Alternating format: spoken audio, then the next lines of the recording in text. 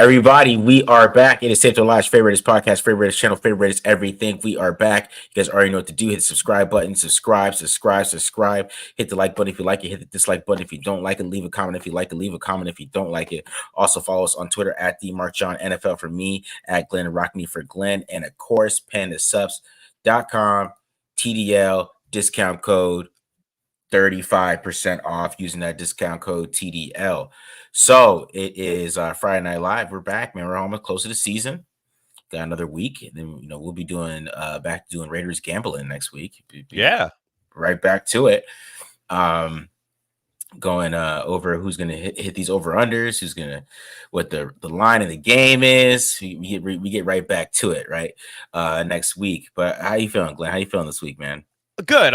It's like that final countdown to just football next week is always so fun. I when Minshew won the job, I was kind of like, man, I'm not as excited about this season. I'm not as hyped up, which feels weird being in, wanting Aiden O'Connell and would feel confident with Aiden O'Connell. But I'm like, but now I'm excited again.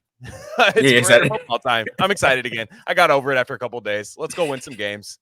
Yeah. But to be honest, I kind of felt the same way. I'm like, you know what? I mean, because when I'm thinking about it, I mean, if the Raiders defense is how good as I think they are, he's probably going to play most of the season. He's probably not going to come out.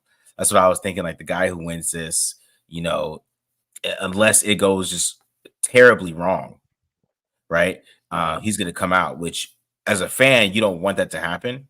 Because I even see it's like Patriots fans like, yeah, Drake May will play. Like, do you want that to happen though? You want Jacoby Brissett to kind of play well. So yeah, from a fan perspective, you want that to happen. You want Gardner Minshew to play well and Aiden O'Connell not to come back on the field. But yeah, is a possibility, sure. But like, you don't want that to happen. And and to be honest, if I think the defense is going to be as good as they think they are, and the defensive line is going to hold it down like I think they are, and they're going to, have good game plans and do what they need to do on defense, and I think that he probably end up playing the whole season. But it is what it is. But we'll see how it goes, man, for sure. Yeah, that's it's kind of one of those things where, okay, we're going to talk about the rest of the division today. The Raiders have this, I look at their roster and I'm like, man, these guys it's not that bad on this team. And if I have a quarterback like Gardner Minshew, who, I mean, the idea with Gardner Minshew is just let's just create some things on schedule. Let's get you to hit these open things in front of you, not try to be a hero every play because you just don't have that. I mean, perhaps having the embarrassment of riches as far as weapons, perhaps that may unlock something out of Gardner Minshew, and they should. I think they're going to beat some teams that they shouldn't. And then the problem is I think they're with Minshew, they can lose a game that they absolutely should just crush the team on. And he just, throws the ball to the safety. But, they're going to be one of those teams where it comes down to a couple big plays each game where you could either be the Browns from last year or the Falcons or the Jets, right? Because that's kind of how the rosters are constructed. I mean, the Jets when Rodgers got hurt. That's kind of where they're at right now. But the Browns found a way to be good. But it was just a couple plays. They beat the Ravens in that crazy overtime game against the Ravens. They found a way to win those games, and the other teams didn't. So it really, as much as we want to analyze it, it does come down to just a couple plays each game. Yeah, man. And with Minshew, which that was pretty much our start of the show here. We would do a little rundown what we're going to talk about today. So we're going to look at some. Of course, Minshew Mania begins. So definitely what we're talking about right now. Cornerback depth. Still needed. When I talk about the defense, man, that cornerback depth makes me a little fucking worried. I'm not gonna lie. I'm a little worried. I'm okay though. I'm all right now. We're talking about the AFC West. We're gonna talk about the rosters of the other AFC West teams. 2025 quarterback class. Maybe some guys that we'll be looking at this weekend. After Shedeur Sanders kind of put himself out there, and then of course we gotta do some odds, guys. We do some odds. That's what the show is originally about. We start again next week. Like I said, we're going college football odds. Biggest 4 games of the week. We'll be talking about that. So definitely make sure you guys join us. We already got 100 in here, so it's definitely excited about that. Let's just talk about Gardner Minshew a little bit. So Gardner Minshew won the job. We really didn't talk about it too much on this show. I mean, we had the the game on Friday right after it happened, and then we haven't really had a discussion about it. So, your thoughts on Minshew winning the job overall, right? And do you see him taking it the whole season?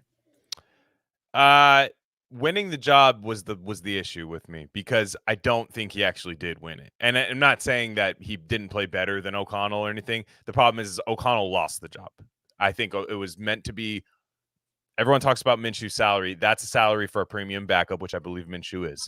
The idea, I think, that the Raiders, and that's why you saw such a somber mood, I think, when Minshew was announced the starter. You had those weird quotes from Pierce about kind of, I'm not really happy with the play, was probably because they wanted, and I think you and I wanted this, and a lot of Raider Nation wanted this, was they wanted O'Connell to go out there and just be like, whoa, he's ready. Yeah. That's what everyone wanted. And it needed to be decisive. It needed, and it wasn't. So I'm more mad about that right now than I am at Minshew being the starter. Yeah. And so that being said, it's all about how they start. And they do have the opportunity, I think, to start fast under Minshew because he is lightning in a bottle. That is kind of the guy he is. He's going to be one of those guys where he's talking to Kyle Brandt on that Good Morning NFL show after a couple big wins over teams like the Ravens. I could see them beating the Ravens with Minshew. I really can, because he makes a couple of huge plays, and we have some guys that can get yak on this team. Like I said, the problem is if they hit that midseason lull, that's where I see it being, where the Minshew honeymoon's over and you have to watch kind of a guy just playing backyard football without the best arm in the world. That's the issue. That's the issue. But I think the goal is to have him play all year, truly, and I think he can. Yeah. And to be honest, this is his shot.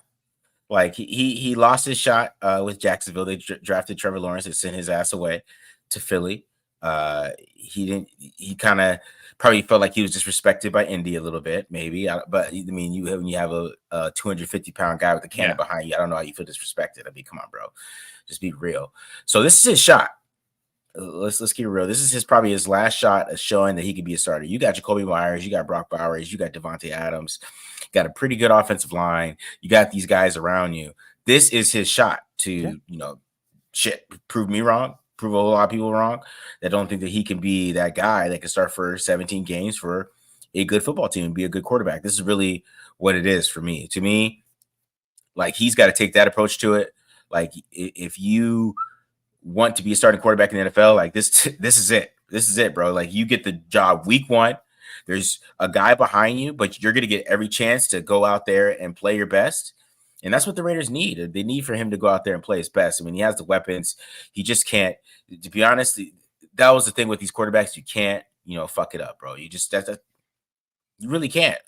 So if that's what you do out there, you go out there and you can't make it happen, then you got to go. Right. But this is his chance. If he doesn't show up now, he's never going to be a starter in the NFL. Like, let's keep it real. So that's how I hope that he approaches it and it goes that way. But, to me, people were talking about the first four games. Like, see, I think he's got to be the Chargers. Like, bro, and we're going to go off the AFC West. You got to beat the Chargers, dog. All right. So that's my first thing. Like, beat the Chargers. Because the Raiders should beat the Chargers, okay? Because they're a better team than the Chargers right now, as a whole. And maybe the quarterbacks, Justin Herbert's better than Gardner Minshew. I agree with that, but I want him to beat the Chargers, because if they beat the Chargers, they got to go all the way to Baltimore and beat the Ravens. And even if they beat the Chargers, they might have some momentum, like some more confidence going into that game. But if he plays bad against the Chargers, and the team's confidence could be low, because I mean he is a couple of bad games from having the team lose confidence just because he's been a backup quarterback his whole career. So, but this is his chance, man. I mean, that's my thing. Like, it is. Get it done and gear out. Play like it, and play like it. And I see some comments in the chat that I'm being really positive. It's like, look, I mean, there's a week before the opener, and they open against a team that they're, in my opinion, they're better than. So you talk to me after that game. If it doesn't go that right, you're gonna hear a very negative Glen on that one. But you're right. It's just, again, you mentioned it earlier. This is the best supporting cast that Minshew has had at where he's given a shot to start a lot of games. He wasn't having the opportunity in Philly to play over Jalen Hurts, but as far, I even think they have a better offense than the Colts. They don't have Shane Steichen, but they have a better offense. I think that there's more outlets. I think if Zamir White is as good as his ADP in fantasy is, because he's going early in a lot of leagues, if he's that good, then Minshew has no excuse. Like it Yeah. truly is. You're in what is it, year 5, year 6? Like it's Yeah, year 6. year 6. So I get why I'm starting to understand the decision a little bit more, whereas I thought they made the wrong decision. But I get it. It's like, look, you're in year 6 in the league. Aiden O'Connell didn't have a very good preseason, didn't have an amazing preseason. I'm giving it to you. What's up? You know? Yeah. Yeah, man, it's this is your chance, bro. Like that this is his chance to be a starter in the NFL. And if he doesn't do well, then we know for sure. Like it's not really a question. Because that's really what it is with Gardner Minshew. Are you a starter in the NFL? Right? We know you can be a good backup quarterback. You know you can come in, you can get the job done for a team. This is his chance. So we'll see what he does with it. That's kind of how my outlook is. Maybe he plays better when it's not preseason and these guys have a better idea of what they want to do and they have a better game plan. Maybe he executes the game plan really well. Maybe those things factor in. But I think they're going to run the ball a lot, right? And I just don't think if he doesn't get in the way, I think he'll be fine. And the Raiders will find some way to win some games, and just like you said, they'll steal some with him. Like it's not going to be all ugly, just terrible football with him. I don't think it's going to be like that, right? But because to me, like the floor would be like a Case Keenum Broncos season, which doesn't sound great to Raiders fans, but that's really what our floor is with this. It's like he's either Case Keenum went 12-4 with the Vikings, and everybody's like, oh, Case Keenum, he got the same like basic amount of money, right? Came in there to a different team, like, oh, that's what all we need is a quarterback. Let's not draft Josh Allen.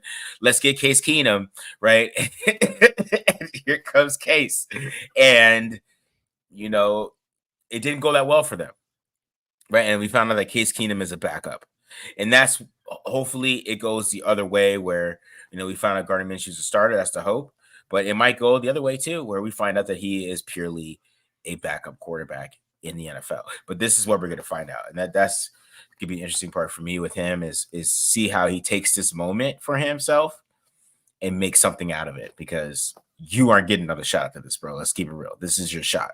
Yeah, I mean, you're right. That's a good call on the Big 12 air raid kind of quarterback. Minshew being a Pac-12 air raid college quarterback for a while. I thought that's interesting. I saw PFF. I was watching their season preview, and I felt kind of like I wanted to get mad at them, but they were saying like, look, I think this team can be good. I'm not going to predict them to be good, which I think is fair. I think it's fair for an outsider to say that. Yeah. And one of the guys, and I'm it's not Trevor Sikkema, but his co-host basically said they could be the Falcons of last year, which you look at the Falcons with Desmond Ridder. Now I think Minshew's better than Desmond Ridder. Yeah. But I get what he's saying. Because Desmond Ridder just threw games away sometimes. Like Desmond Ridder has one of the worst picks I've ever seen. But honestly, I think Minshew might throw a few of the worst picks you've ever seen, or at least put the ball in harm's way where you hold your breath and the DB drops it, and you're like, oh, like a few of those where you're like, that was horrible. Like so. Again, but he might throw something off his back foot, perfectly fade ball to Brock Bowers in the end zone where we're like, I'm gonna get a tattoo. Like we have that type of year ahead of us. Yeah, man. It's every time I think of Desmond Ridder, I just think of them being up 7-0 of the Panthers, him just like rolling out and just throwing it right to a Panthers guy. Yeah. Welcome to Jackass, dude. All day. That was start playing the theme song. Yeah. Just the worst interception I've ever seen in my life. It's literally you'll never see a worse interception. I swear to that one, yo. Let's see. We got a couple questions here.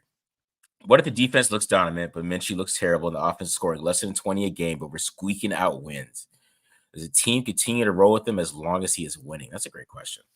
They're gonna. So I think Pierce is a defensive head coach. He's gonna ask his quarterback not to lose games. So if they're winning games, he still has the job. I'm telling you, it doesn't matter what they're doing out there. Defensive guys would be like, "Thank you for not throwing the 4th interception. You're the man. Love you." You know what I mean? You kept it to, that crazy for real. Now that being said. If there's in the midseason, and I don't have their schedule in front of us, if midseason there's like a big game that they do lay an egg in and lose, I think the leash is shorter if that's what's happening at the first half of the year. It's like, okay, now we stink with you. I think the leash gets shorter in the building a little bit. But if they keep winning, Antonio Pierce is going to – he's like, my defense is playing well. That's all he cares about, I think, honestly, is if my defense is playing well and then my quarterback's not getting in the way in terms of the box score and wins and losses. Luke Getsy might speak up and say, hey, this guy's not that good, but Antonio Pierce wouldn't pull the plug on a 5-2 quarterback. I'll tell you that much. All right, so I'm going to play doppelganger here. What about Davante Adams? Because let's keep it real. Jimmy Garoppolo was 3-3 as a Raiders starter. Right. They weren't losing with Jimmy, right? They weren't like absolutely just losing with Jimmy Garoppolo. But there was a lot of helmet throwing still, a lot of anger. They beat the Patriots. The main part of there's the Lions game, which was awful. But the other main part of the receiver show was the Patriots game, which they won. They won that game. Yeah. Right. And Brian Hoyer came in, but they won that game still. So I think if they're winning and Minshew's playing, sucking, Davante Adams is going to call for Aiden O'Connell because I think he wants Aiden O'Connell to start anyways. So I think there'll be a calls from him, and you don't want players pissed at the coach and stuff like that and look at the coach funny. So it might put some pressure on Pierce to put Minshew in if he's not playing well because especially the defense is doing so much. Max Crosby taking on those snaps.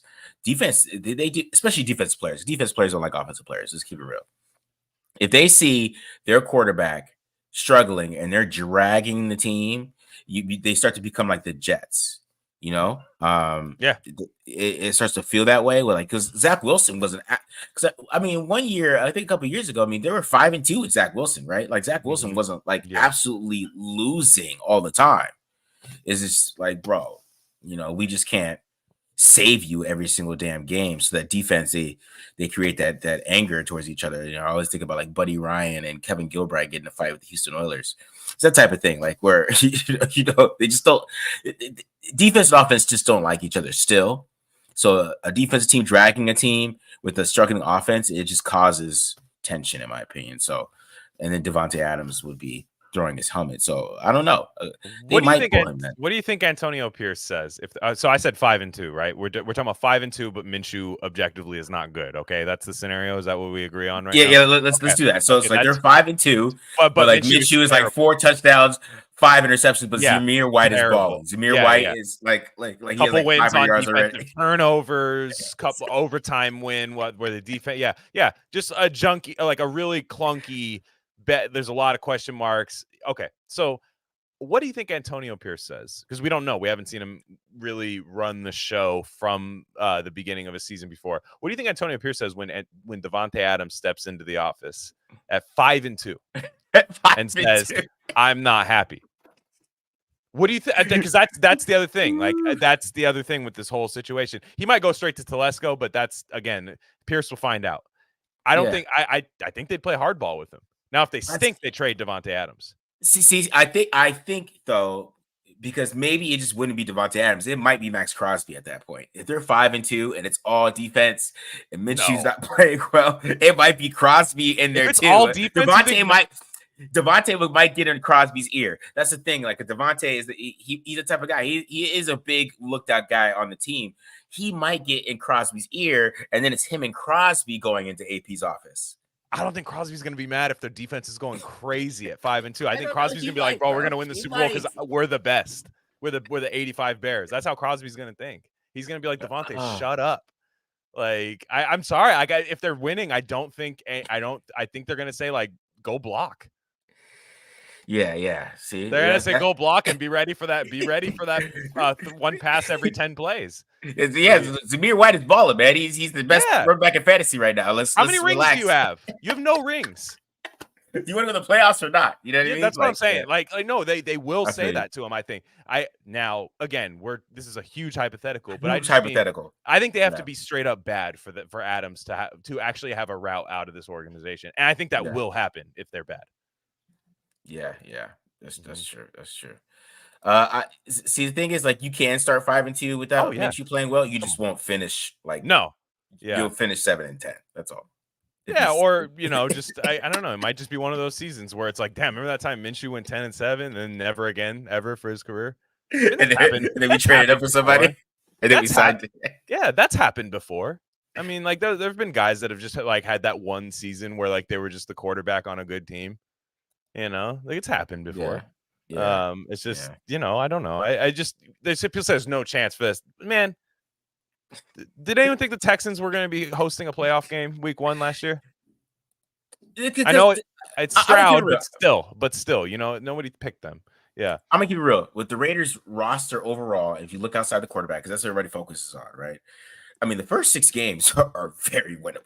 I'm not gonna lie. Yeah. But besides the Ravens, but like every other game is a winnable game. Like I wouldn't be shocked if they won those games. And I think they're gonna be scrappy enough on defense to always be within a score. Like that's the thing, and I can't tell you if those scores are gonna happen. That one score, I can't sit here and say that we got the guy that's gonna go out there and win the 1-score game. But I think they're gonna be in all of them except maybe 1 or 2. That's just the way I see this team. The way it might be a very frustrating season because there could be a lot of 1-possession games that don't go their way. I just gotta point that out.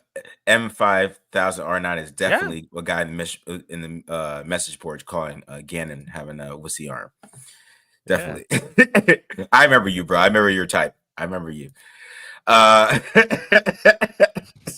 mean, but it does happen though. He's right. Like, it's not how you should try to build your team. But sometimes there's that one quarterback where they're like, "Damn, this dude's in the playoffs this year. That's crazy." Like, but then somebody pays him for like 4 years, this much money. That hopefully it's not you, and then it goes right back to backup quarterback again. It does happen. Yeah. Why didn't we sign Jameis? I mean, that's a good question. I don't know. I don't know why. I don't know why they signed Gardner Minshew in the first place to be this type of guy. That's what bothers me a little bit. But because it just does feel like it feels a little bit like, oh, he played us and he beat us type of thing too, a little bit. But for sure because it was the first day, right? Yeah. Back-to-back years, it's been Jimmy G and Minshew on the first day of free agency. That's been the weird part about this whole thing. Can we kind of Minshew one game he had with Philly where he played Dallas and had Brown? See, yeah, I mean, that's what I'm saying. Like, I think he's gonna have some good quarterback games. Mm-hmm. Right? He's gonna have some good quarterback games. But there's gonna be some terrible ones too. So we just have to. But we're gonna find out if there's gonna be that's what I'm saying. We're gonna find out if he's a backup or starter. Because if there's more terrible ones than good ones, that means he's a backup. If there's more good ones and there's sprinkled in some terrible ones, that means he's like a little top 20 guy, like Baker Mayfield type. That's what we're gonna find out. Because I don't know if he's gonna be better than like a Baker Mayfield, but hopefully we get some kind of consistent inconsistency. Let's say that. Let's get a mixture of like 10 consistent games, and you can give me like 7 inconsistent ones. And then you might lose some of your inconsistent games, your consistent games, I mean. But like, give me something. Show me that you're not a backup. That's all I want to say. That's but no, this is the best case scenario. This is the best. I'm not saying he's better than Baker. I just want to stop Jay. No, he's not. I'm not saying that. I'm just saying that's what we want him to. Yeah, like, that's all. That's all. You want him to have like that weird Ryan Tannehill thing that happens, or like just one of those like years where they just come out and they're just like, "Whoa, we got that crazy year out of so and so." It does happen. I mean, but we don't know. It's signs are not pointing in that direction right now, but you just don't know. Yeah, exactly. And then importance of Jenkins. You talking about John? Yeah, I would imagine John Jenkins. Yeah, I like Nesta though, man. I kind of like Nesta a lot.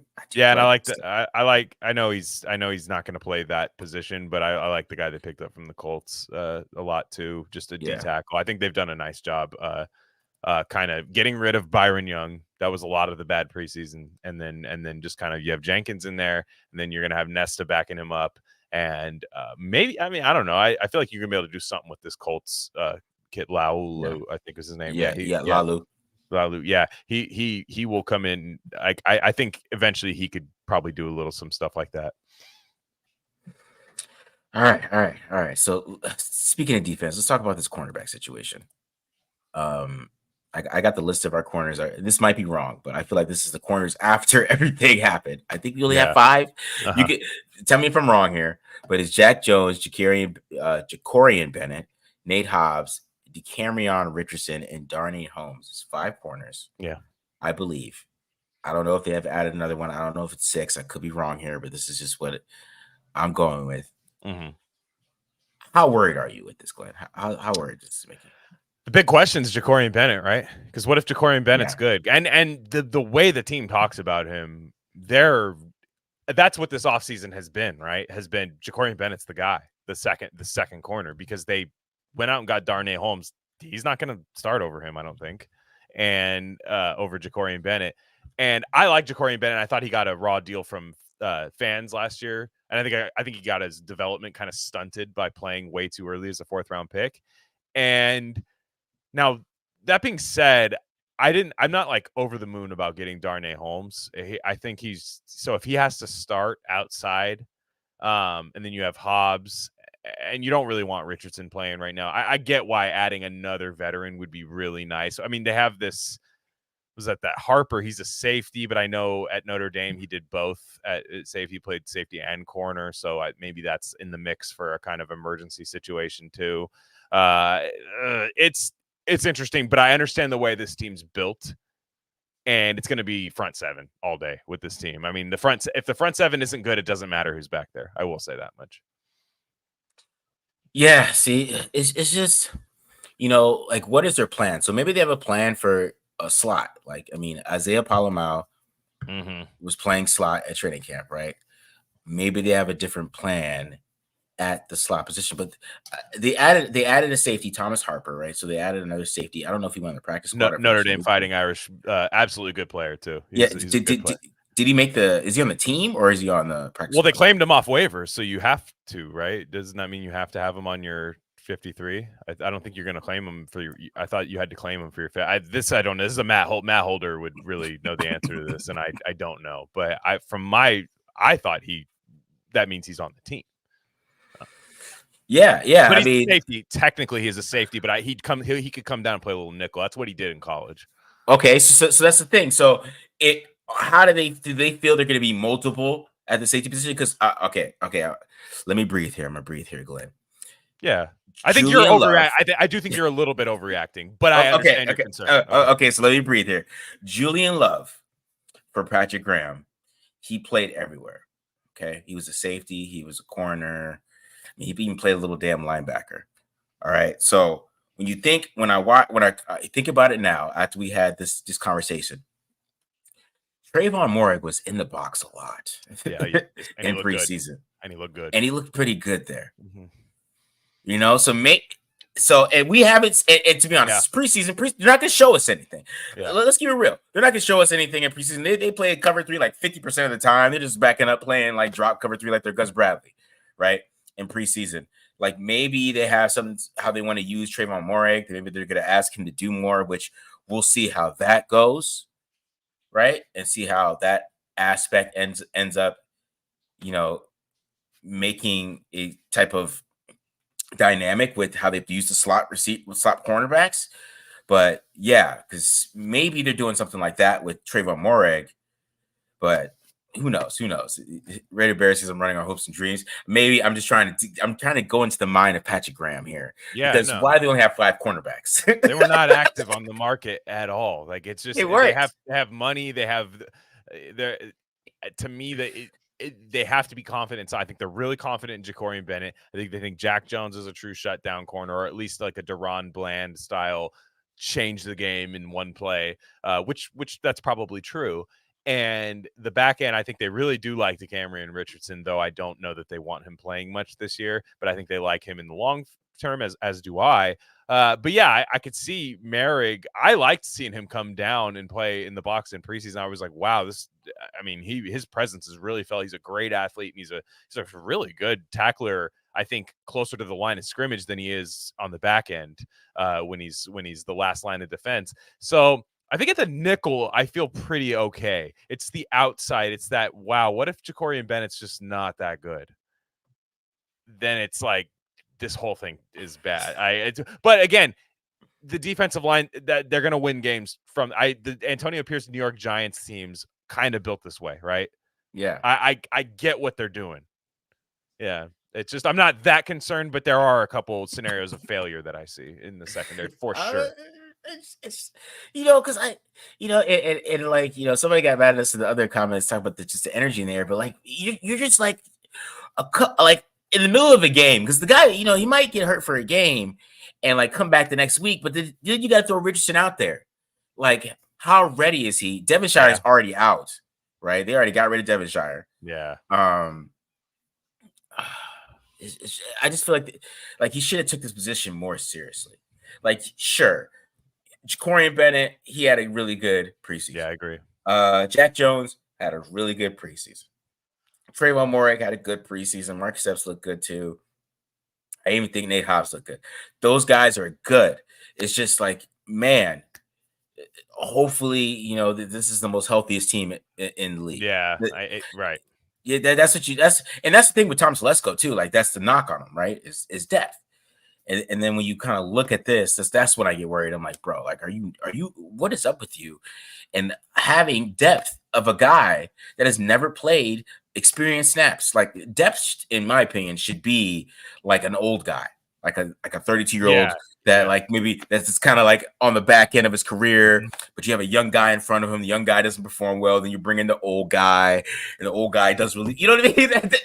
That's depth to me. Depth is not like throwing throwing a rookie out there. Mm-hmm. No, I agree. That's what happened to Jacorian Bennett last year. It was just like they threw him out there, and it's like, oh wow, he got beat a couple times, and yeah, of course he did. He's trying to figure out one of the maybe the toughest position on defense. Probably the toughest position on defense in terms of fail and success rate. And yeah, I think he looks like he's taken a stride. And I mean, he was saying in his conference that I'm not going to get beat deep, and I get that's what they want to do. They don't think either guy is going to get beat deep down the field, and they think their defensive line is going to get home. They think their linebackers are going to control the middle of the field, kind of that second level. They think there's not going to be a lot of easy stuff, not a lot of yards after the catch in the second level, and they think their corners are just going to be able to be there to make plays. And that sounds great to me, but I also could see a team just picking them apart underneath and them missing tackles and then being like, oh, now I have to make a play, and then somebody trusting their eyes a little too much and play going over their head. But they have good safety group too. So, I would have liked to have seen them add one more veteran, just even for the back end. You want to start Jacorian Bennett, that's fine. I'm okay. That's fine with me. He looks like he did everything he needed to do to earn that job in camp, but I would have loved to have 4 and 5 in the cornerback room be veterans, like you said. Yeah, that's what I mean. Like, if Decamerion Richardson was going to be the starter to start the year, and you would have put him out there, and he played really well in preseason, and then you have some good backups like backing him up, like just some veteran type of players, I just feel better about it. My dude here, he just said the Ravens and Bengals also have 5 quarterbacks, so okay, I feel better about that. I mean, I guess 5 cornerbacks isn't bad. I guess it's just the depth of this. It's who it is. Yeah, the number doesn't mean it. It's not. I'm not mad at the number because you do have Sam Webb on your practice squad. Sure, you elevate him as your 5th. Is it the best scenario? No, but I get it. He's been in the organization for a while. Big, strong guy. That's fine.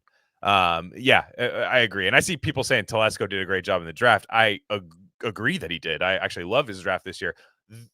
The whole point of what we said is we don't want the guys from the draft playing in the secondary right now. We want them to develop the way normal rookies develop rather than please save us. This is bad. To me, that is a bad way to develop, right? It is. It's not for a corner, especially. Yeah. It's just not good. I don't know. I guess you expect those guys to come in and play well though, since they're like 4th rounders. But I feel like it puts you in a bad position because if they're rookies, you want to hang on to them, right? But if they don't play well, you still have to go get some other rare depth guy at that point later on in the season. Then they don't play after that because it's like they had the bad season when they played. Then you got better. Now they don't play. And it's just this complete reversal of how you develop, especially 4th, 5th round guys that you think you want to be special teams guys early and then develop into these. Because I think Decamerion Richardson, they think he's like a Sherman style player. They think that's like what he is. It's just I hope to God that he is right away. Then if you're going to play him at any point and they're going to face teams, they're going to try to spread them out, I think. And go 4 or 5 wide against them just to see if they can cover for that long or get quick passes on them. And that could be an issue. Yeah. Yeah, that's the thing. Like, man, it's just putting those young DBs out there that like 4th-round picks. Like, that's the thing too. Like, if it was like a 2nd-round guy or like a 1st-round guy, I guess I'd feel more confident. But we saw what happened with Ja'Cory Bennett. But then Ja'Cory Bennett looks better this year, right? And I think that hopefully that continues into the season. But we'll see. We'll see how the Raiders do. I think they're just going to be. I think they're going to be different at the slot position. Sure. I think they're going to use more safeties than we think. They're going to use Trayvon Moehrig in different ways than we think. That's just my guess. Maybe I'm wrong. We'll see. I mean, they play a running team the first week of the season. They're not playing. I mean, they're playing back-to-back running football teams. Let's keep it real. They're going to go with over fronts, which is basically 5 guys, 5 linemen, 2 linebackers. They're going to be doing that as a base. I think, especially for the first the first 4 games. I mean, the Browns are a running football team too. Yeah. Right. So I think the first 4 games, maybe that's what their thought process is. I'm just trying to think of why they would do this. So I'm not making excuses, guys. I'm just trying to go into the mind of the Raiders. That's what more we do here. I'm trying to go into the mind. So they go 5 across, right? And they have the 2 linebackers play. I think that's how you can attack these running football teams until we start playing these passing teams later on, right? And I think that's when they want to get multiple a little bit. So we'll see. We'll see how this goes, man. But it did wear me a little bit. I'm not gonna lie to you, bro. It wore me. I think at the end of the day, this team is built around from the defensive line out, and the defensive line and the linebackers. If they are not doing their job, it wouldn't matter if you had Surtain and Sauce Gardner back there. You'd be getting torched because that's just the way they invested in this team, and that defensive line is gonna have to. I mean, that was what I was more worried about is can they stop the run? And if they can't do that, then the DBs are just like another issue after that. But if they can't stop the run against, like you said, the schedule, which I think the NFL is kind of going to swing back into wow, these linebackers are all really small. Let's run again. That's kind of what the NFL is starting to do now. And there's only about 5 or 6 teams that are really going to dump the ball over your head constantly and with any kind of success. So they're going to need to stop the run. That's where my concern is. The DBs, it's like, look, the defensive line needs to get home and they need to make enough plays to get off the field on 3rd down. Yeah, man. See, to be honest with the run, I'm not as worried about other people because I also believe when they played their starters, I don't think teams ran the ball on them as well. Like Max Crosby. I mean, there was maybe a couple, but there wasn't a lot. Right. There wasn't a lot. And, Byron Young came in there and then he got cut. So like we have to worry about him too much of that getting pushed back. I'm not so worried about the run as other people is. And I think it's going to be a little bit overrated the preseason. I think they're going to play the run really well. And that's why they're going to be a good defense against some of these teams they play early on. Yeah. So I'm not too worried about that. We'll see. Let Spillane and Diablo play bad. And somebody asked a question about Eichenberg. Here I think he might be. I feel like he might eventually go on IR. I don't know. I hope not, but yeah. Eichenberg. He just seems like he's dealing with something that's kind of nagging and lingering, which is sad because I really wanted to see him in the preseason. But I think that's why you have that 7 linebacker. I think that's going to turn to 6 real quick. Yeah, for sure. All right, man. So let's see. Give a couple of questions. Kind of talk about this a little bit later. So we'll see. We got. There's plenty. We'll save this question. All right, and then so let's talk about these AFC West because that's what we're talking about today. Do a little division. Look at our enemies, right? As Raiders fans, we got some enemies here, and they are from the AFC West. So, and I was just looking at these rosters before we got on this show, Glen, and they're just not that. They're just not that exciting. I mean, they're more quarterback based, which I understand with one of them. The other one I do understand, but I mean, you know how I feel about him, and the other one is Bo Nix. So let's start with the Chiefs. So let's talk about the Chiefs offense real quick. We got Patrick Mahomes, of course, who's the best quarterback in football. And that's hands down at this point. 3 Super Bowls, MVPs. To me, he's probably the only guy that can really wear the elite, crown on him because he's elite, like Aaron Rodgers, Tom Brady, those type of guys were elite. We're not just think he's elite because he's cool. He's actually elite. You know what I mean? But so Patrick Mahomes, Isaiah Pacheco, Clyde Edwards-Helaire is still on this team, which is interesting. Rashee Rice, Marquise Brown, who won't play week 1, he's hurt. Xavier Worthy, Justin Watson, Juju Smith-Schuster. Then Travis Kelce. Ooh, Travis Kelce had a down year last year. I mean, the playoffs, he became Travis Kelce again. Right. Let's keep it real. But he had a down year last year. He did. He had a down year. Then at the offensive line, they got a rookie, Kingsley Sua Mattia. Yeah. Yeah, right. Joe Thuney, Creed Humphrey, Trey Smith, Jawan Taylor. I mean, they're elite in the interior offensive line. I think there's probably no better that. And I think if Mahomes had his choice, that would probably be how he would construct his O-line. If you have to have one weak link, I think he'd rather have edge pressure where he can just step up because he's so good at that. But yeah, that is interesting, having a guy who was actually billed as a high upside project in the draft, Kingsley Sua Mattia, out of BYU. That's I could see their fan base is a little concerned about it. Their wide receivers, they always find a way. They got rid of Tony, who lost them a couple of games last year. Him and Valdez-Scantling legit lost them games last year. So I actually think their wide receiver group's pretty good. With when Hollywood Brown comes back, Rashee Rice is a damn good player. Should be suspended though. Come on, that's ridiculous that he's not going to get suspended. If that's in the era that we're in right now, that's ridiculous in my opinion. But whatever. He's going to play. Kelce is Kelce. He's on that Golden State Warriors where I think they're going to try to make him a second half of the year player. I think early he's just not going to do. He might get some red zone looks and some touchdowns, but he's just not going to be the high volume guy anymore. He's in his mid 30s, and I think they're going to want to keep him healthy. And the run game, that Carson Steele guy is kind of scary to me in short yardage. Carson Steele. Yeah, that I remember him at UCLA, and I didn't realize they had him until I watched a preseason game. They're good, and their defense is good too. They don't know who they're starting on the other side of Trent McDuffie. I think in the secondary they have some issues, but their defensive line is really good, and they just made that trade for Cameron Thomas, who I think is going to be a nice player for them. They're good. I mean, they're a damn good team. Yeah, they're getting at least 11. Let's keep it real. Yeah, for sure. Yeah, Patrick Mahomes, they're getting at least 11 at the least. So he's going to drag him to 11 games. I think they're beatable though, right? Yeah. Could the Raiders beat them? Yes, for sure, absolutely. Right. Some people are putting 13.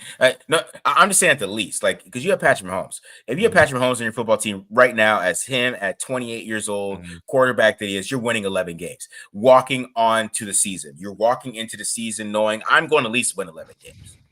They picked up Peyton Hendershot at tight end the other day too, which I think is a sneaky little move. He was a good little tight end for them, for the Cowboys, a second tight end for the Cowboys, pass catcher. I got a little scared when I saw that. But yeah, no, the Raiders if the Raiders can split with them as they did last year, I'll feel great about that. But it's going to take 60 minutes of perfect football to beat them, and that's just the Chiefs. You have to be perfect. Yeah. You have to be perfect against them. See, that's the problem with these teams. They get in the Super Bowl with him, and they're not perfect, and they start passing too much. One drive, literally, you mess up one drive, and I just want one team to beat him the old school how teams beat Peyton Manning. Nobody treats him like he's Peyton Manning for some reason. They treat him like Lamar. They treat him like Lamar, where it's we gotta keep him contained. It's no, you gotta he wants to beat you from the pocket. He wants to beat you. That's why he's so good. It's because he actually can play from the pocket and play on time. That's how he wants to play. He can make the special play, but yeah, exactly. Yeah, man. So that's why you could look at this whole roster, because even I think their secondary just seems iffy, but they got Steve Spagnuolo who's gonna make it happen, right? They just got such a good coaching staff that they're gonna get at least 11. So but can the Raiders split one with them? I think so. They're just not unbeatable, right? They're not just this dominant football team that you feel like is gonna when they're in 2020, you felt like when you were going to play the Chiefs, you're like, oh my god, man, here we go, right? I think now it's okay, we could probably beat these guys if we have a really good game. Sure. Sure. That's more what it feels like. In the playoffs, it's a totally different story because these dudes, I mean, Mahomes and Kelsey goes back to 2016 as soon as he hits January. He goes back to 2016. Yeah. So, but during the season, they are beatable. So we'll see how that goes with them. But yeah, you just don't want to see them in the playoffs, man. You got to turn it up. No, but they play them on Black Friday this year. Like that'd be a good way to beat them. You beat them on Christmas, beat them on Black Friday, primetime game. You know, they can. The Raiders, I do believe, have the ability to give them a lot of trouble. The way that if they're running the ball with Zamir White, you know. Mm-hmm. Yeah, bro, for sure, dude. Any other thoughts on the Chiefs there? Before we get to No. I think again you have Reed and Mahomes. I mean, as much as you want to say about Mahomes, the reason Mahomes is so good is because he's the best quarterback with the best offensive play call. So it's both of them. We have for as long as Andy Reid decides to coach football, that's what we're gonna have to deal with. But the Raiders gave Mahomes hell last year at KC, and let's beat him at home this year too. Damn, I hate the way he goes off in the indoors. Pisses me I know off. he loves that damn stadium. See, I see your guys' quarterback questions. We're gonna get to your quarterback questions. I swear.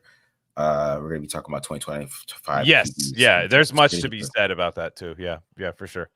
Okay, all right. So let's get to my favorite team to beat, even more than the Chiefs, the Chargers. Because Yes, the Chargers, I agree. I agree with you there. By the way, I just like beating the Chargers, especially with their little golden boy quarterback over there. The golden boy, which I do respect him. I think he's a good quarterback. I think he's low key a great quarterback, low key. But I just like beating him just because everybody just puts him like top 3 and weird stuff like that. Peyton Manning did it too, but it is what it is. All right, so of course Chargers, which I think this is a huge beatable team. This is a very this team is just not. It just we're gonna go over this roster, right? Let's do this. Mm-hmm. So Justin Herbert, Gus Edwards, and J.K. Dobbins. J.K. Dobbins might be good, right? We never know. He might go off. With it's a lot of surgeries he had. Yeah, a lot of surgeries. So Kimini Vidal, right? The running back group: Joshua Palmer, DJ Chark, Simi Vehoko. Yeah, Stanford, big Stanford. Yeah. Vlad McConkey, who's getting their the most love there. Quentin Johnston, who can't catch.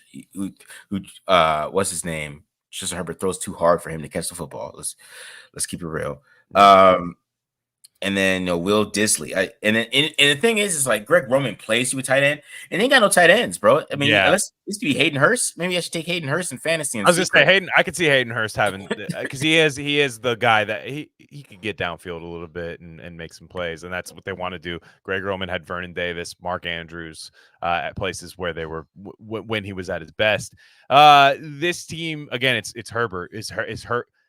The thing about Herbert, and I think people are finally coming around to maybe Herbert's just like he can be elite. He just, if you actually sit down and watch non-Twitter clips of his best throws, if you sit and watch a game, you're bored out of your mind of watching Justin Herbert play football. He plays as though he is in preseason all the time. That's kind of the way, like it's just kind of hitting the underneath route, which is great. But there's so many times the Chargers needed that big play, that big throw. And he can make it. He has, I would say, a top 5 arm in the league, 100%. Maybe even top 3. It's just the guy's got an absolute cannon. I think with Allen and Mahomes, I think he's right there as far as arm. It's just you saw it at Oregon, and that's why I didn't like him at Oregon. He looked like a robot at Oregon to me. Now he plays a little more free in the NFL, but Gus Edwards might give teams some trouble. He's a good running back, and I think he'll work. I think Greg Roman will make yards for him. That's why I'm a little concerned week 1 if the Chargers just run it down the Raiders' throat, and I'm like, oh man, this is not good. But Joey Bosa just had hand surgery, I think, for he has the Q next to his name here. Yes, when he just had hand surgery, so maybe he might play with like a mid on. But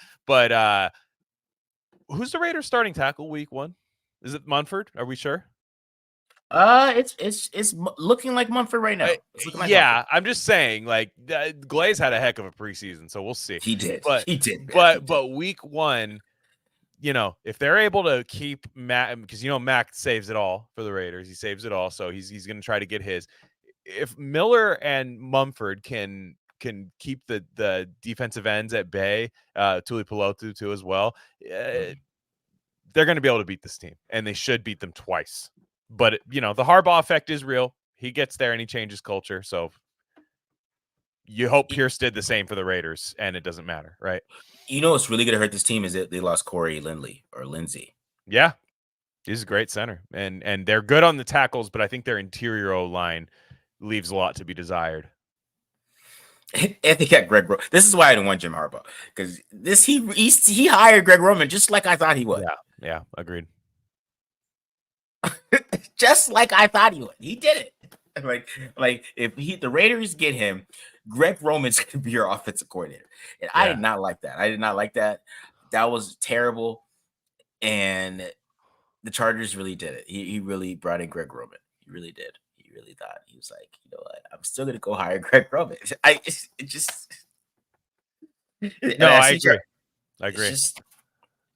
But you can look at their offensive line, because Zion Johnson, he's all right. They got Trey Pipkins. He was a right tackle. I guess he's playing guard this year. That's interesting.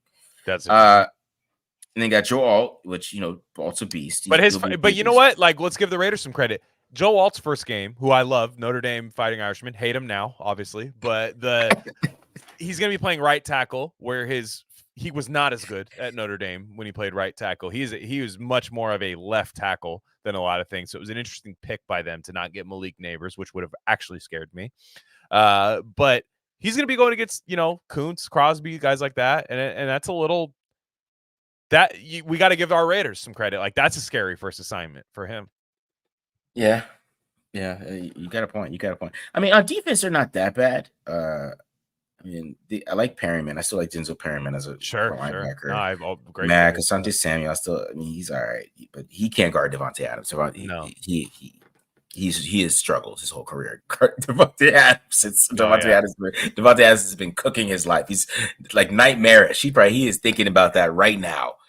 As we speak about this, he's thinking about that matchup he has with Devontae Adams. Devontae Adams just cooked him for at least 150 3 times. Mm-hmm. Literally cooked him.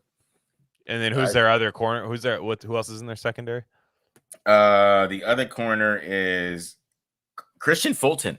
So that's a reclamation project on Christian Fulton, who I liked coming out in the draft, but was very injured coming out of college.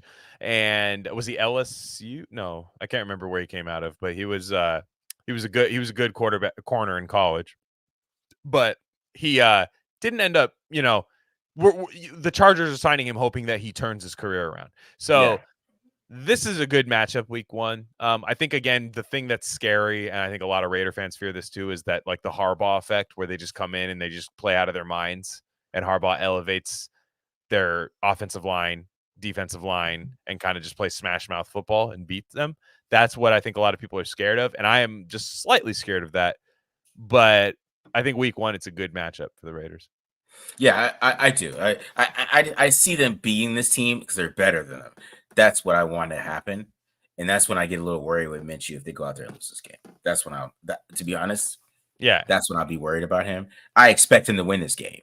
They should run the ball. They should be able to run the ball on this team, though. Like Joey Bosa. The Bosas do not stop the run. That family is allergic to the run. They don't stop the run. They should be able to run the football on this team. And if they can't, that's when I'm scared for the whole team, no matter who's playing quarterback. If they can't run on this team and hit some timely play action passes, then who are you going to do it against? Yeah, man. All right. Now to the Broncos, who for some reason have more hype than the Raiders, which I don't even know half these guys, to be honest. This has been a crime against humanity. Why do they do this? I don't know who these guys are. I do. I'm just joking, but it's just... This is a bad football team with, I'll say it, a bad football coach. Sean Payton is not a good football coach. The media, the way there's this default, George Orwell 1984, you must say Sean Payton's a good football coach. He's not. He hasn't been a good football coach in forever. He's ever since he cried about that play, which, it was PI, but when they lost to the Rams, when he was on the Saints. It was PI, but he just crumbled right then and there and is nothing now. This is a bad football team that if the Raiders don't beat them twice, as they have for since, I don't know, Tupac died. I don't know. They've done that. If they haven't, if this hasn't, if they can't do that again this year, it will be a massive disappointment. I think Bo Nix is going to be an okay quarterback with a horrible roster year one. They have a lot to do. They have a lot to do to build around that quarterback, and they haven't done it. I would say the best part of this team is the offensive line. I mean, Garrett Bowles, Ben Power is not bad. Quinn Miners, Mike McGlinchey. They have a pretty good offensive line, right? Max Crosby does own Mike McGlinchey, though. But they have Josh Reynolds as a starting wide receiver. That just tells me that they're a bad team. Josh Reynolds and Cortland Sutton, who's got the medical Red Cross next to his name every game. And he's good. He is a good wide receiver, but I expect him to be traded by the trade deadline. Yeah, when Josh Reynolds is in your wide receiver too. Yeah, and they don't have Ben Johnson. I'm sorry, they're not. Ben Johnson was scheming up like plays with Amon-Ra St. Brown, Sam Laporta, getting Josh Reynolds those touchdowns. Like Josh Reynolds is going to be who like Jack Jones is covering. You know what I'm saying? Like, this is the team where this is the bully team. This is I came home from a tough day at work and I'm gonna beat this dude's ass. Like that's how I feel like about the Broncos. And it's weird, man. There's this Bo Nix hype machine. They're talking about him like he's Andrew Luck, and he's not. I'm sorry, he's Alex Smith. And Alex Smith with a bad roster, we saw it for the most of it, the first half of his career. We saw that, and it was bad. I mean, because even on defense, you got Zach Allen, who's okay. Mm-hmm. DJ Jones, it's Surtain. He's cool. It's a Surtain team. John Franklin Myers, he's cool. He's yeah. He's all right. Brian Brown, he's Alex Singleton.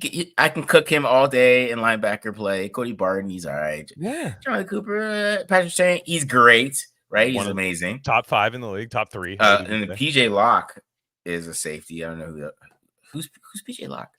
Okay, see, this is my problem. Yeah, maybe somebody can tell me who PJ Locke is. Where's PJ Locke from?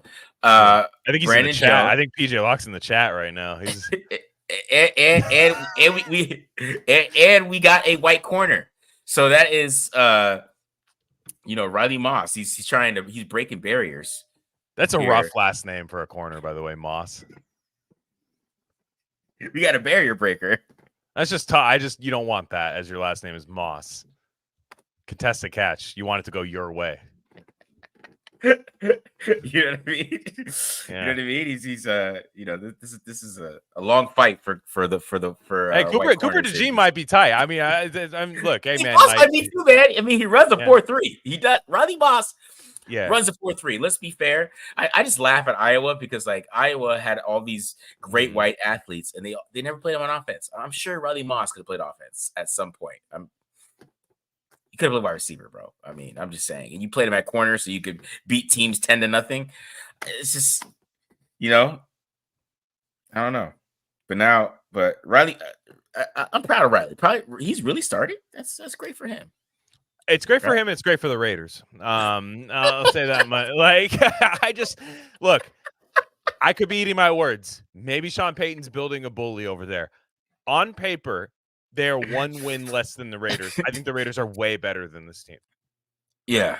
I agree, bro. I agree with that. So yeah, it's just the Broncos don't scare me at all. Let's just say that I'm not scared. This shouldn't scare anybody. They're like one of the youngest teams in football. No, that's what I mean. Like this is a team that's looking to get a top 5 quarterback. Or not quarterback. I'm sorry. They're looking to get like a Travis Hunter. They're looking to get the local Travis Hunter next year. That's what they want to be in position to do. And you know what? They might be in position to do it. They want to do that. I just want to say you should go watch Riley Moss's running back high school tape. I don't know. I feel like he could have played. Not Riley Moss. Cooper DeJean. Watch his high school running back tape. I swear he could have played offense. I just as a feeling he could have played offense. I don't know. He could have been like Christian McCaffrey. And he's like, no, you're playing corner for my team. It's just an interesting thing that Kirk Ferentz did. It's just interesting to me. All right, let's get to some of these questions. So, all the questions about the quarterback. Everybody, That's what we want. We want Shedeur Sanders, huh? Everybody wants Shedeur Sanders. So it's a good transition here. Yeah. Let's talk about 2025 quarterbacks. We got a couple questions about Shedeur Sanders. Who's your favorite quarterback in next year's draft? Let's start there. Okay. I'm not saying this is the top quarterback. I'm saying this is the guy. This is the my guy so far. We haven't even played the first week of college football. Brady Cook out of Missouri.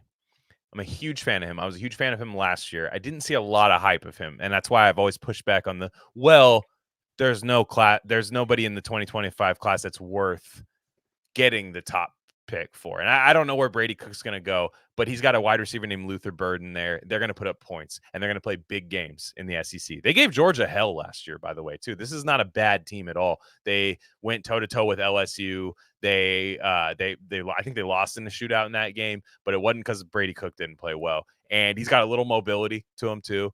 I think he's about 6'2", I would guess 215. I'm not confident in either of those numbers, but he's not a small guy. And I just like the way he plays the game.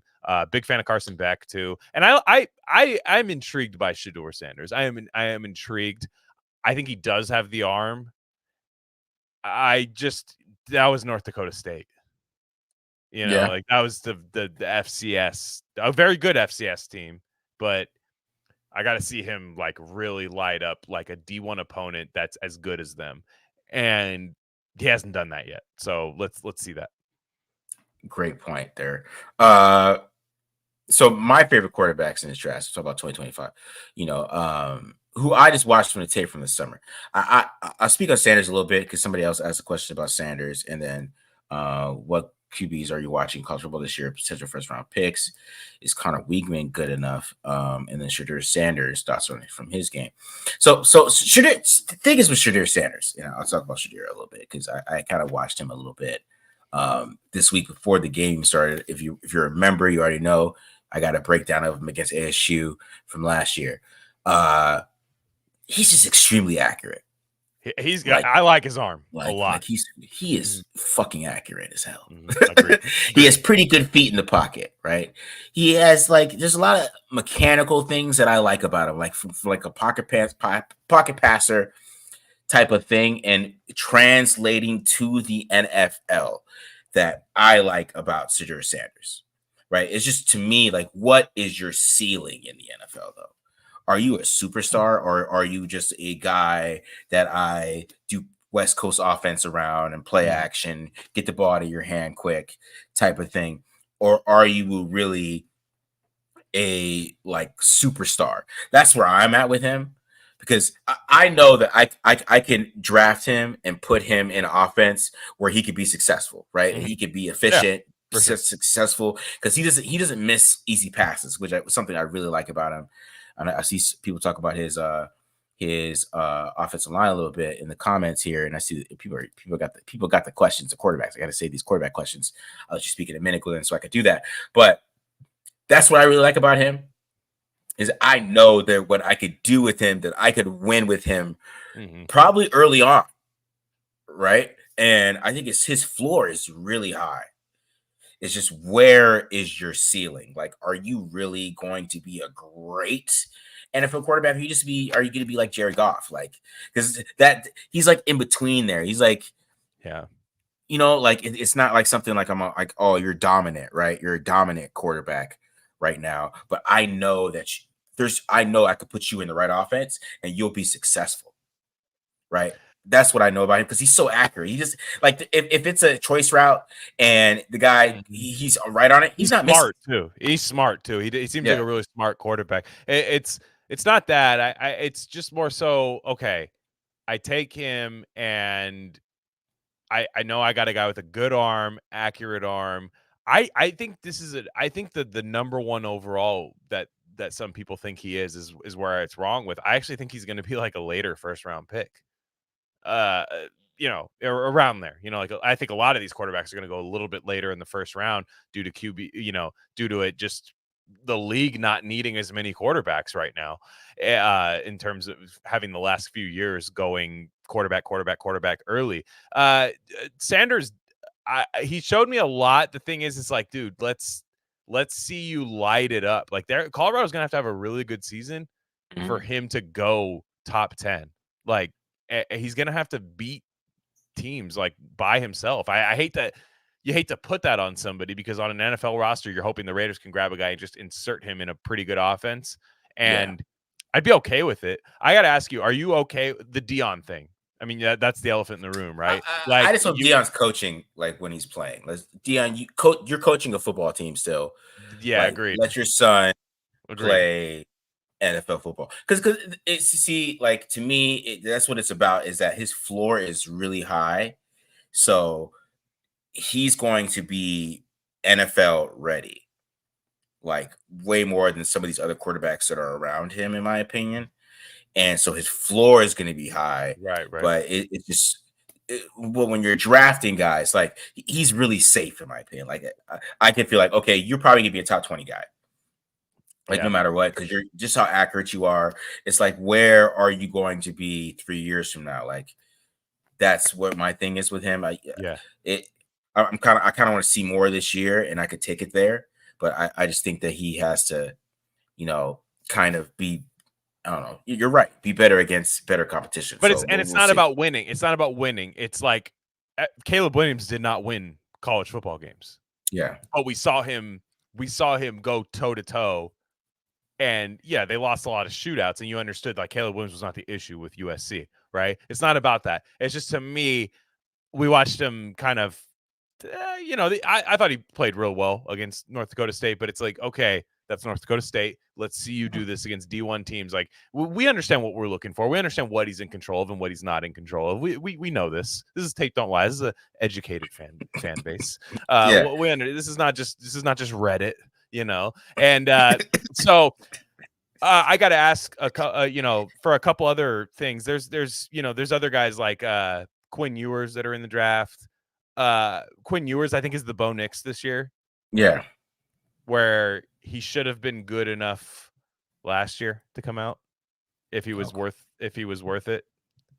And I saw a couple questions about him. So the only reason I'm talking about it. Quinn Ewers, just he's gonna have to be like out of control good this year to get my attention back, because I liked him going into last year and he just didn't have a good year.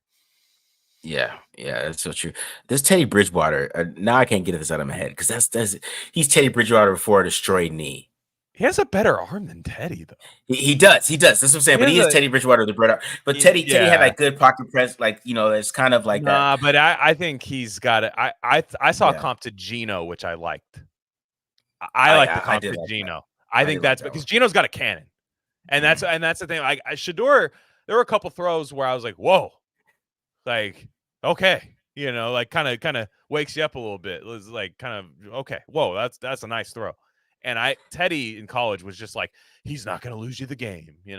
That's just kind of how he was. And I don't think that's the thing. I think he's going to be a guy that can lead shootouts.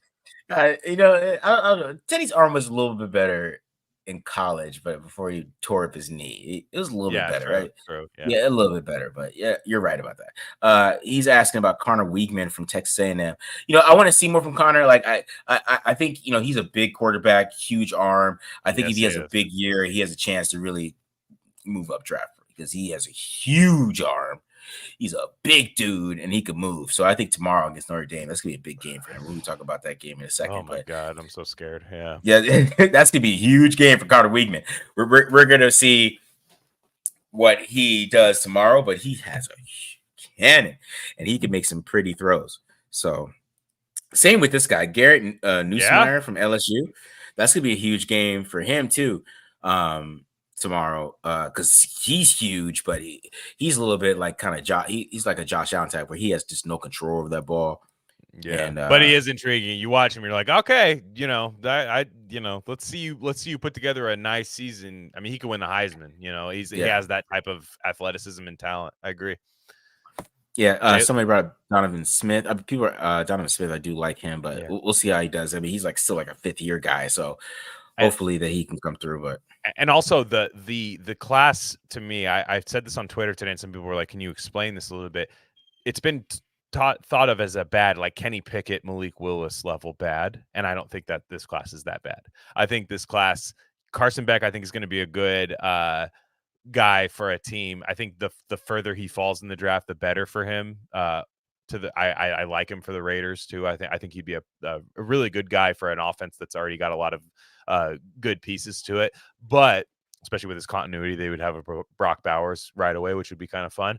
But the two guys that could make this quarterback class into like a wow, you're going to want to get these quarterbacks ASAP, the kind of arms race that last year was, are going to be Cam Ward and Jalen Milroe.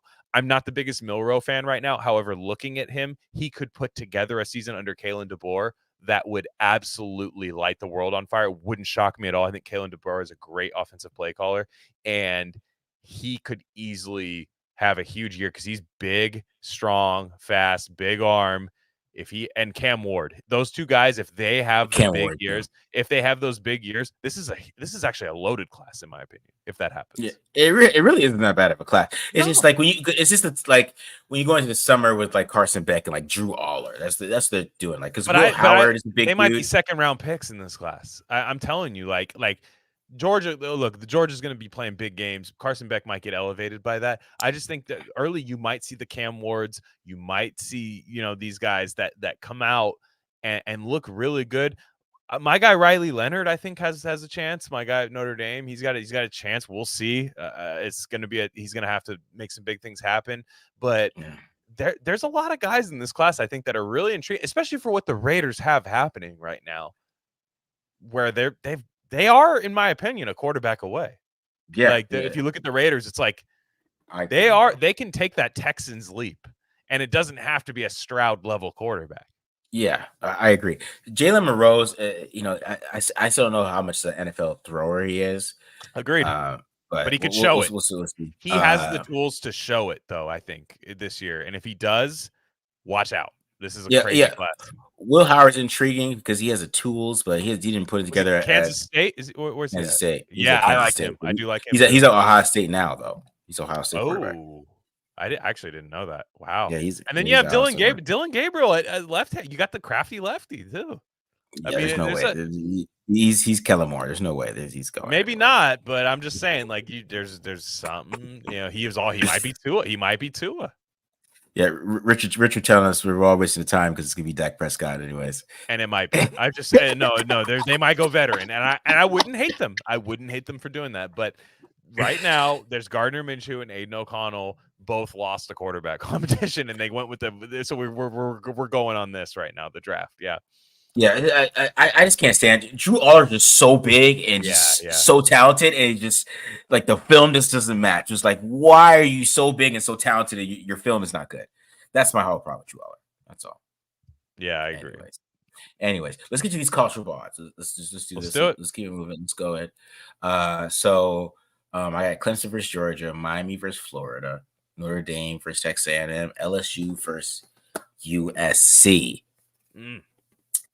So let's start with Clemson versus Georgia. I think Georgia's gonna beat them down probably a little bit. Like it'll be exciting at first and be like, oh, it's a great game, and then it's not exciting after a while. So yeah, that's how I feel about that. But what are your thoughts? Well, it's funny because Clemson is going to go under kind of an identity change right now. They're a running team right now. And last year I was watching Notre Dame versus Clemson, and they had the running back. His name escapes me right now, but he ran all over them. The problem is you're going against Georgia. So if you have a couple drives that stall out and Georgia's just able to move up and down the field, you have Carson Beck. They've got a lot going on that offense. 11.5 is a lot. But it's at Georgia. I would take I could see Georgia winning this game by 12. Though, like you said, pulling away, a couple turnovers, couple drives, a couple of those just like a 4-minute, college is funny. When you bet on college, you'll be covering, and then 4 minutes of the worst football you've ever seen in your life. That's why I hate it sometimes. The NFL is different because you're like, okay, these are pros. They can keep it under control a little bit. Like early a lot of times on your NFL bet. With college, it's like, oh, I'm going to cover this. No problem. We're down 3 points. I got 11. I got, 12-point spread. Oh my God, there was 3 straight turnovers, and or a kick return or something. You're like, man. So I'd take Georgia. Yeah, I'm taking Georgia too. I think Georgia spread too. I would even take the over because I think Georgia's going to put up some points on them. Just like from turnovers and all that stuff. I like the over. I like the over as well. Mm-hmm. Yeah, it's in Atlanta, not in Athens, but I mean, that's a home game, bro. Yeah, hopefully the Georgia fans could make the trip. Yeah, hopefully they can. It's a home Take game, bro. hopefully they get to drive the covered wagons over the prairies, over the Georgia fields and crops. Hopefully they can get past those. They're definitely traveling because I used to work with this guy who was a Georgia fan, and every time he would pass me, like even if I was leaving the bathroom, he'd go Dogs. So yeah, they're Yeah, going. they do. No, they're out there. That's why it's crazy. Like, because I'm in the Bay Area and like Brock Bowers is from Napa, and I'm Yeah. like, damn, dude, that was probably such a culture shock for him going from Napa to like Georgia, where it was like, bro, nobody cared about your high school team in Napa at all. Go Dogs. And you go to Georgia where it's like you have a guy who's like, I will serve jail time for you, whatever you want. I know, man. So they're definitely going from Athens to Atlanta. That's not a quick drive. That is a vacation. Oh yeah, actually, yeah. Some Clemson fans might make the trip to South Carolina. Absolutely. I just mean, but yeah, it's a home game. Yeah, absolutely. Every time, man. Every time he passed me in the bathroom, it was hilarious. All right. Next game. So this is probably my favorite game of the week is Notre Dame versus Texas A&M because I feel like this could go either way, and I feel bad for you, Glenn. But I like Notre Dame too. I grew up as a Notre Dame fan, but I went to ASU, so I decided to sure be an ASU fan. So Notre Dame versus Texas A&M. I'm so scared. I'm so scared. This is a bad opener. There's a lot happening here, right? So I'm gonna take Texas A&M. They're at home. College Station's tough to play in. Seattle stole their 12th man thing. It's a very, very tough place to play. They have a new coach. So this is a weird thing that's happening. They have Mike Elko, who came from Duke. Notre Dame's starting quarterback is Riley Leonard. Where did he transfer from? Duke. So the head coach already knows this quarterback. He's like, the Texas A&M. I know exactly what's happening. And I know his ticks. I know how to game plan for him. I've seen his, I think he's a good quarterback, and I think he's going to do well at Notre Dame. They need this game to get in the playoff. They have like about 2 or 3 big games this year that they need, and especially if Florida State is not going to be good, or if they already had a bad loss, their strength of schedule really depends on this game right here, I think. And so Notre Dame's offensive line, which is normally top 5 in the league, Notre Dame, they always have great offensive line. They have a group out right now that has 6 combined starts. 6 combined starts on the entire unit. And they're going at College Station week 1 with a new quarterback. That being said, I like the under in this game. I like the under 47. I like the under. Marcus Freeman's going to have that defense ready to go. They have Benjamin Morrison at corner. They're loaded on defense. And Texas A&M does a good job on their defensive line. I think it's going to be an under. I think it's going to be just bad football being played, to be honest. I think it's going to be one of those kind of stinker primetime games, but I'm scared as a fan. But I take Texas A&M sadly against my guys. Oh man, because I low-key want to take Notre Dame just because I think Connor Weigman is going to struggle a little bit against the defense. So this game's either go either way. This game's either put Connor Weigman as, oh my God, he's going to go QB1, or we're going to be like, oh, that hype at the end of it was a little crazy. But I think, I just like the Notre Dame secondary. I really like those guys, man. Those guys are so good. They're very good in the secondary. Yeah, they're very good in the secondary. And I just think that this is going to be a close game. I think Riley Leonard is going to pull off that little weak run. He's going to do a weak QB option, some type of thing that he's going to pull off a couple touchdowns. Big, strong kid. Yeah, right? He's a big, strong kid. Yeah. And I want to go Notre Dame in this game. I want to.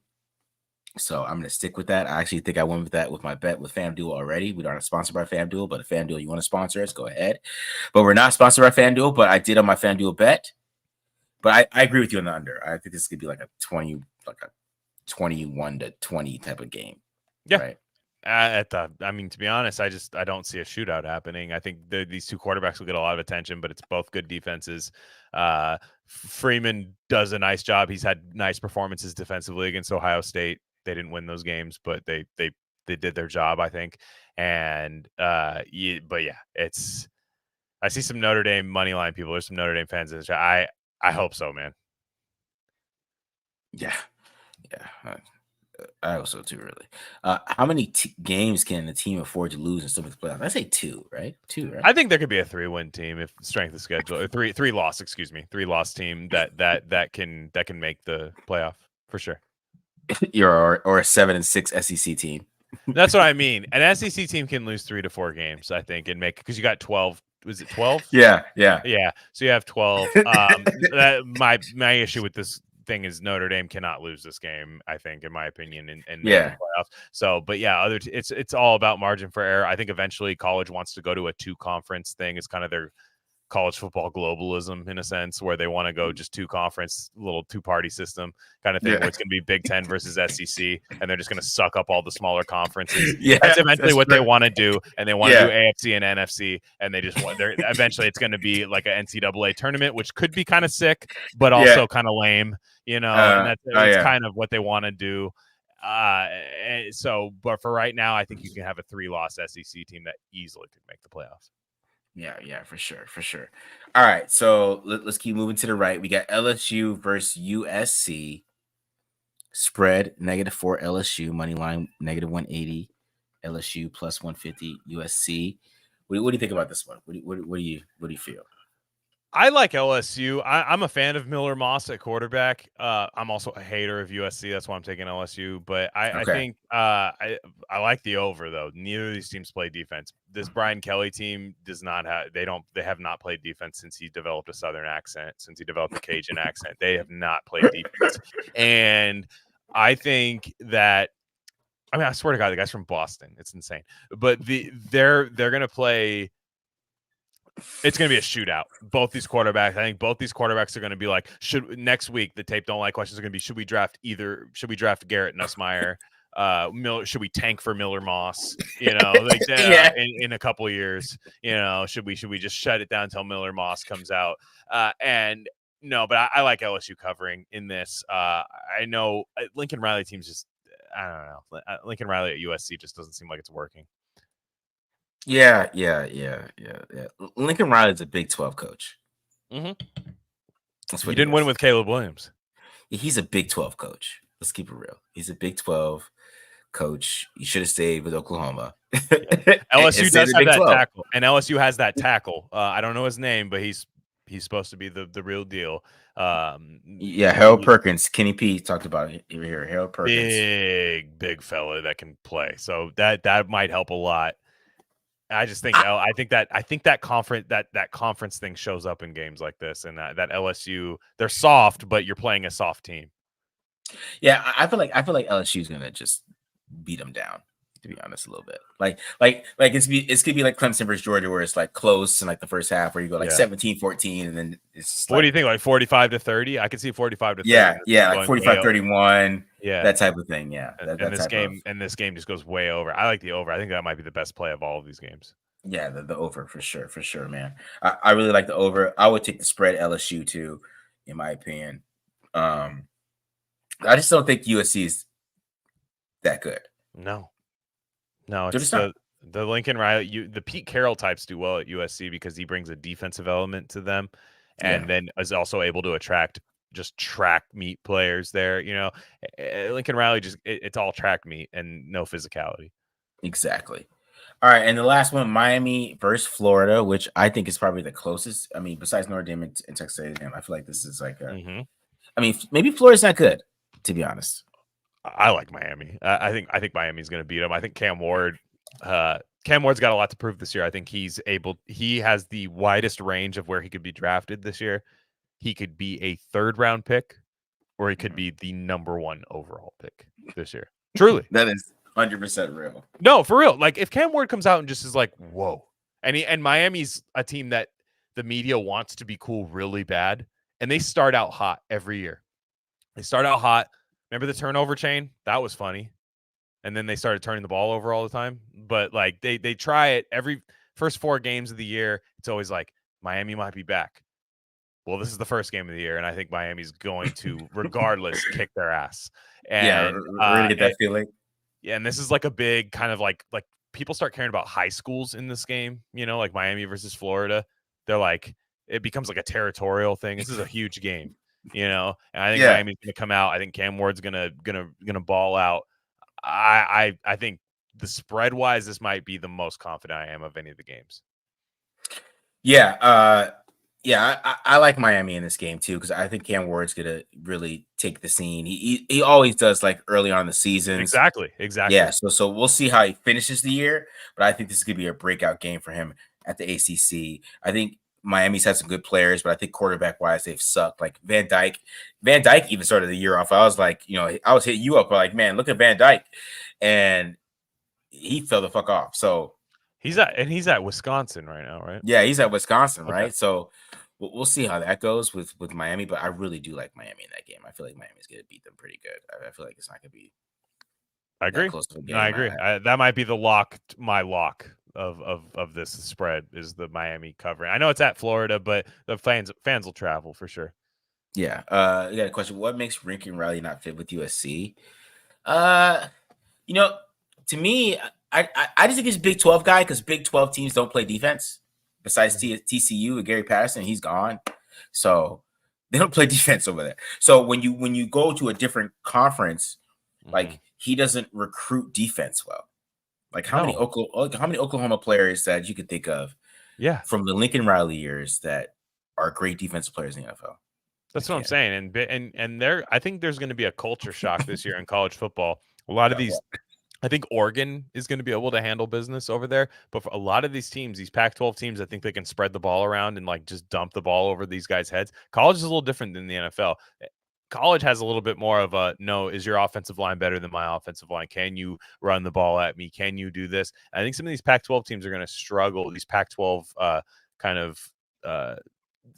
teams that got absorbed into the Big Ten, I think they're going to struggle a little bit against these guys because even teams like Wisconsin, which everyone laughs about, or even Iowa, right? These teams where like USC playing Iowa is going to be crazy. I don't know if they play them this year, but like those type of matchups that might happen is going to be crazy because you could easily see they have to play Big Ten football, and I don't know if Lincoln Riley teams can. Yeah. Straight up, he's got to recruit different.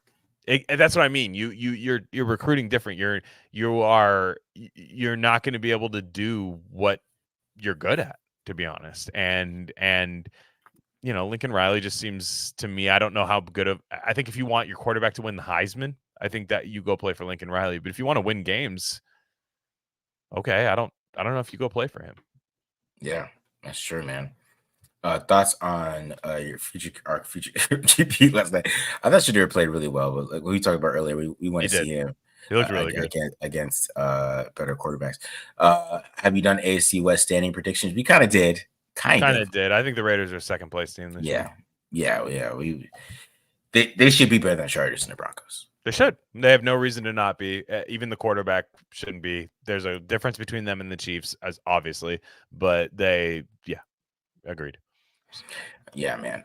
Did I miss any questions? Anyone to go over? Not really. No, I think that was comprehensive. Yeah. All right, man. So appreciate you guys coming and join us. We topped out at 420. It was at 420, which is perfect. The perfect number for us. So I love that.